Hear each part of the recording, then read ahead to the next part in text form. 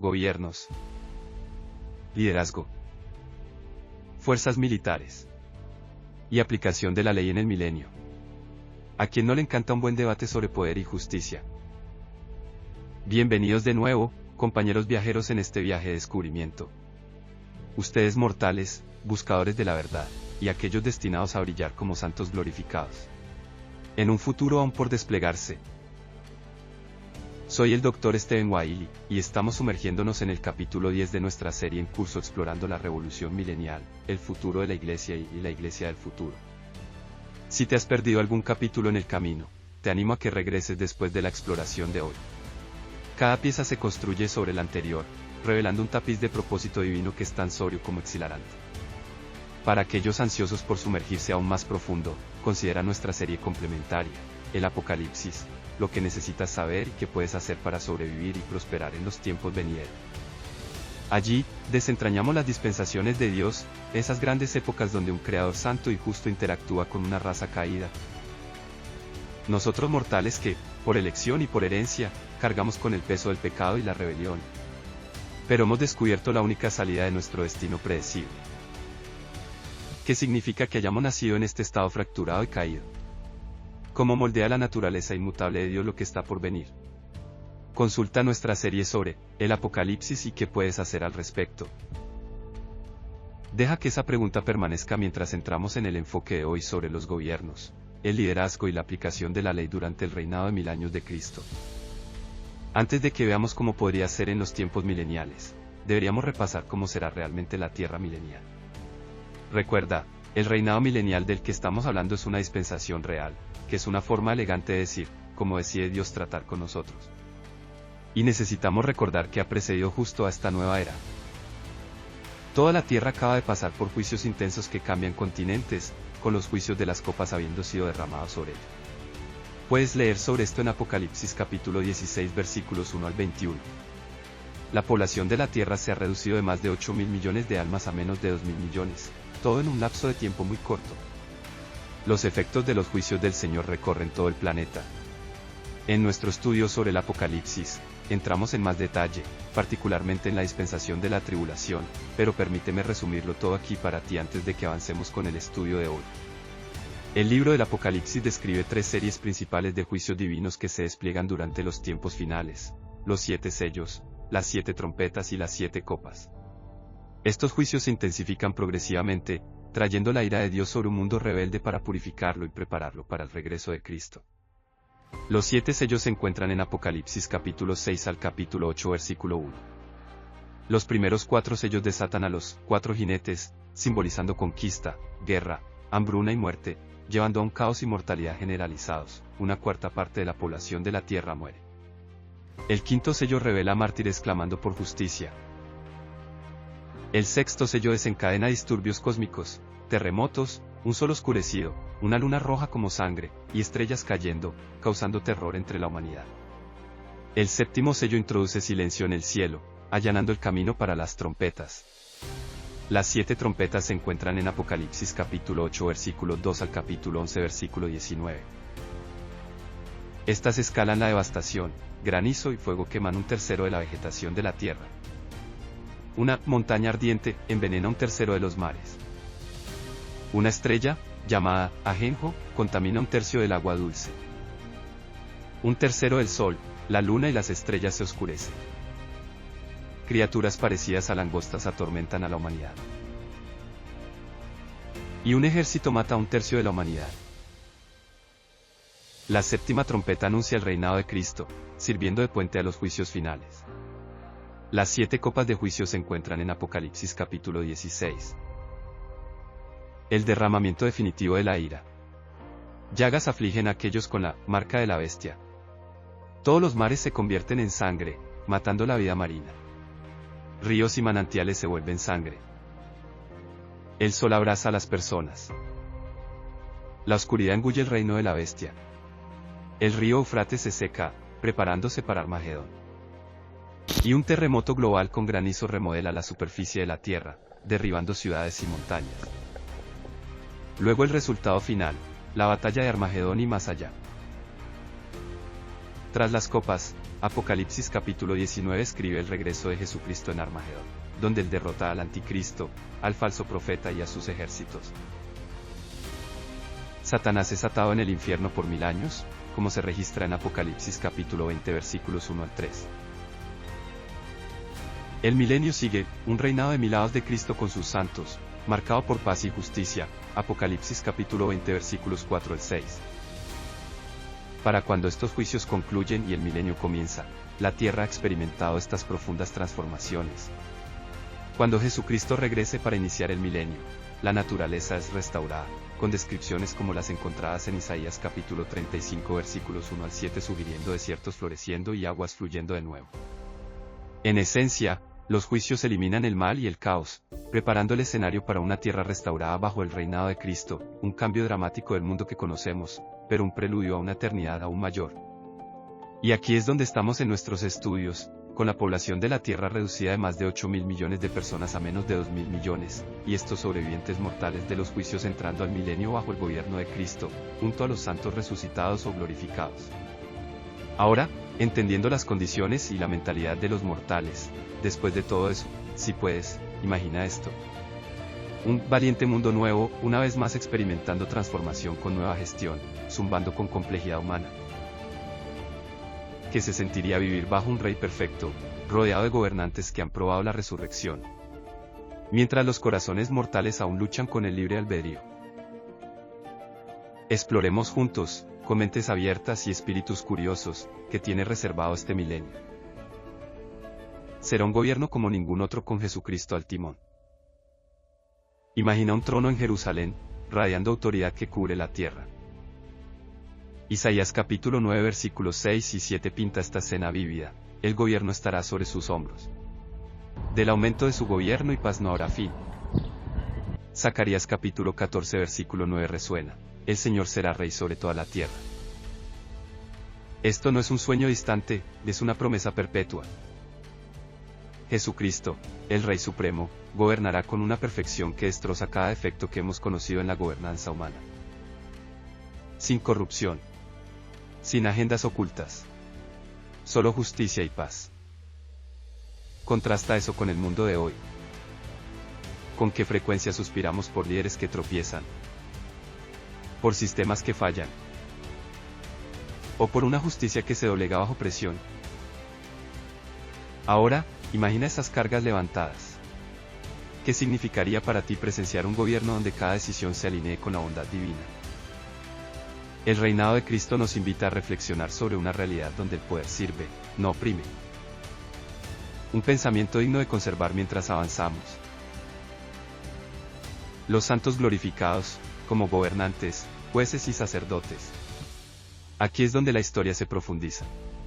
Los creyentes resucitados, esos santos glorificados, entran en roles de propósito extraordinario. Apocalipsis capítulo 5 versículo 10 declara, reinarán en la tierra.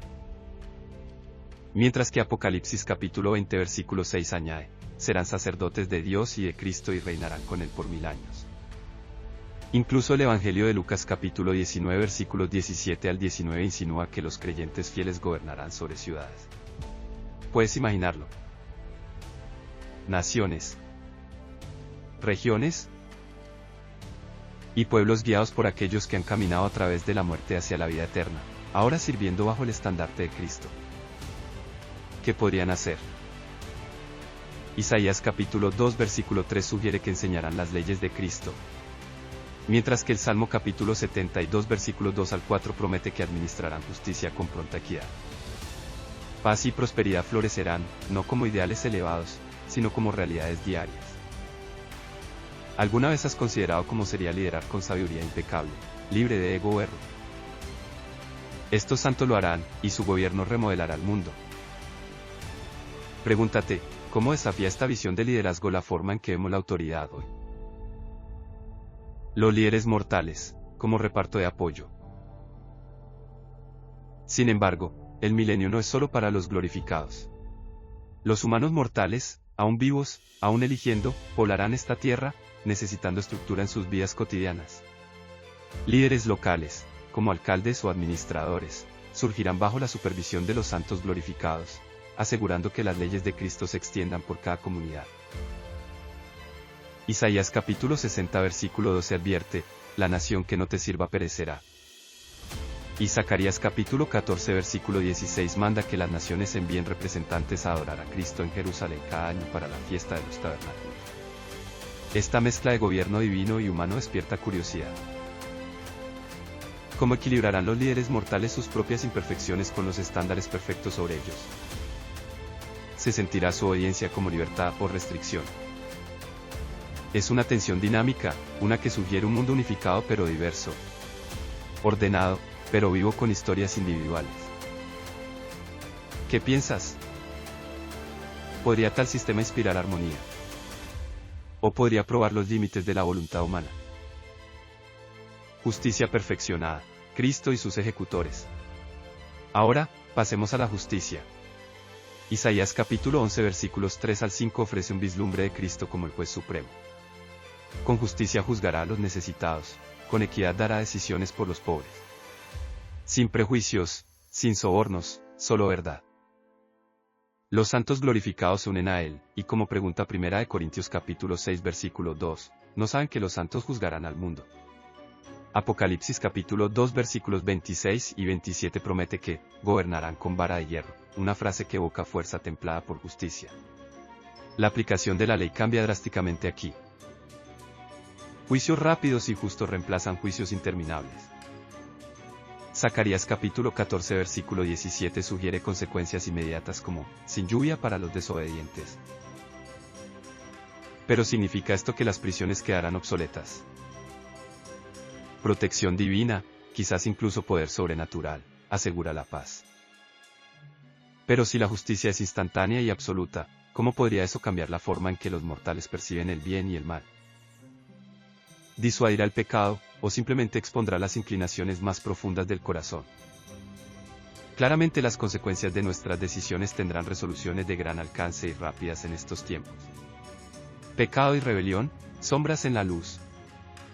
Incluso en este mundo casi perfecto, el pecado perdura. Isaías capítulo 65 versículo 20 señala, el pecador de 100 años será maldito.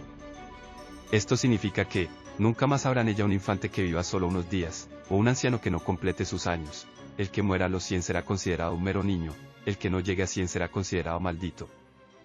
Las personas vivirán cientos de años, pero, ¿significa eso que sus hijos y nietos seguirán sus pasos y servirán a Cristo?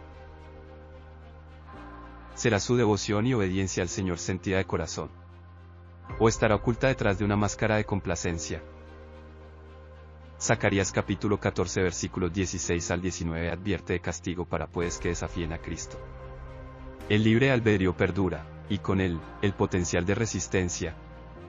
Sin embargo, la rebelión será rara pero rápidamente abordada, hasta el final del milenio, cuando Apocalipsis capítulo 20 versículos 7 al 9 revela un levantamiento final. ¿Por qué alguien entraría en rebelión contra un reinado tan perfecto? Quizás el tiempo embota la gratitud. O la prosperidad engendra complacencia. Jeremías capítulo 17 versículo 9 nos recuerda, el corazón es engañoso sobre todas las cosas, una verdad que persiste incluso bajo el gobierno de Cristo. Que revela esta racha obstinada en la humanidad sobre nuestra naturaleza. ¿Y cómo podría la respuesta de Dios moldear nuestra comprensión de su paciencia? Un mundo unificado, pero con identidades distintas. Isaías capítulo 2 versículos 2 al 4 vislumbra un gobierno universal único, con la ley saliendo de Sión. ¿O intentará el liderazgo mortal subvertir secretamente lo que los santos glorificados han tratado de perpetuar? Las naciones conservarán sus sabores de identidades únicas. Isaías capítulo 19 versículos 23 al 25 ve a Egipto y Asiria adorando a Dios, sus culturas intactas pero ahora alineadas con Cristo. Sin corrupción. Sin guerra. Isaías capítulo 2 versículo 4 promete, espadas convertidas en arados. Pero, ¿podría hervir el malestar local? ¿Podrían estos arados ser reutilizados en armas de destrucción masiva mientras las futuras generaciones olvidan las lecciones de la gran tribulación? ¿Desecharán las futuras generaciones estas lecciones aprendidas como nada más que cuentos de viejas, y historias altas y exageraciones de los días de gloria, contadas por ancianos con memorias desvanecidas? ¿Y qué son exactamente los arados? Un arado es un implemento o herramienta agrícola que se usa para romper el suelo antes de la siembra. Considéralo como labranza.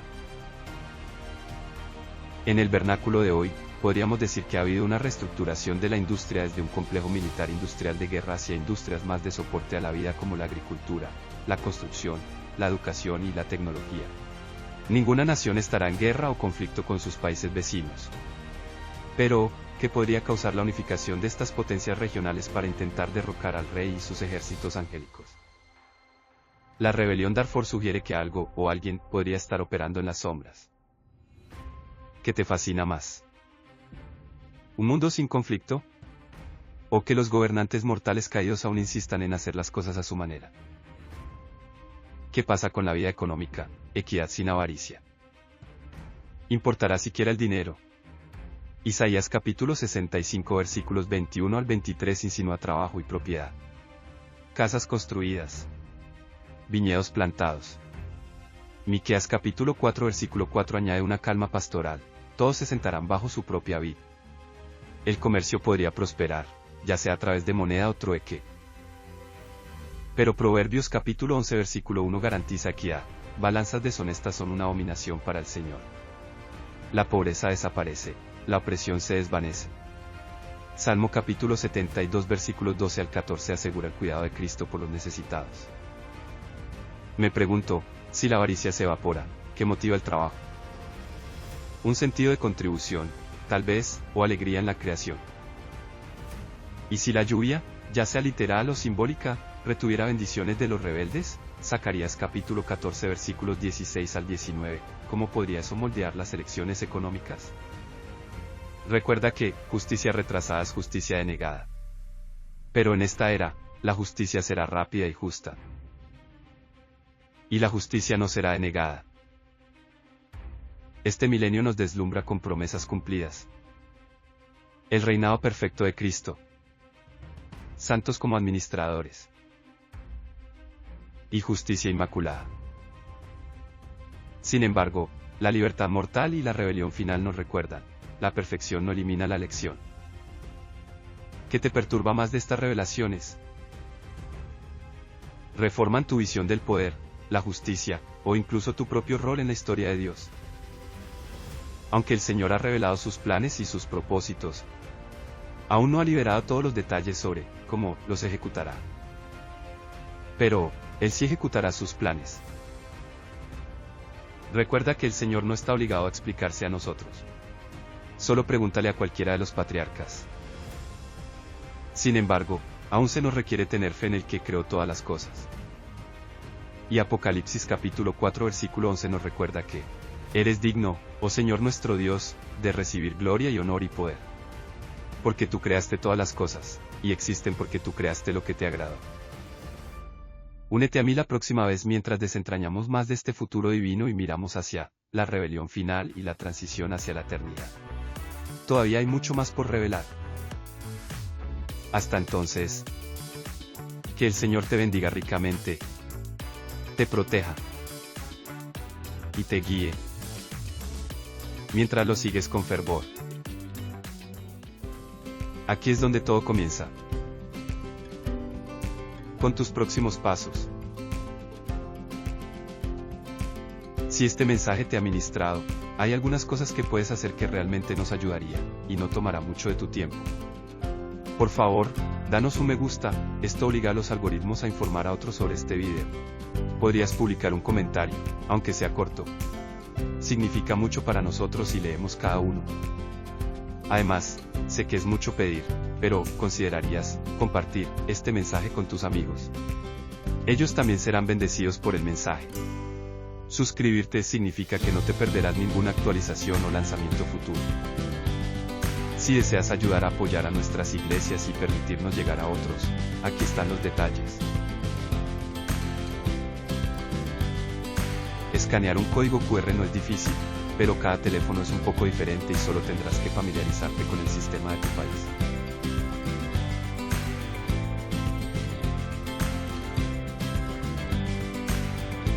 Algunos países fuera de Estados Unidos utilizan un sistema diferente para transferir fondos. Si lo conoces, sabrás lo fácil que es usarlo. Zelle es la forma más rápida de enviar dinero dentro de Estados Unidos y es gratis para ambos.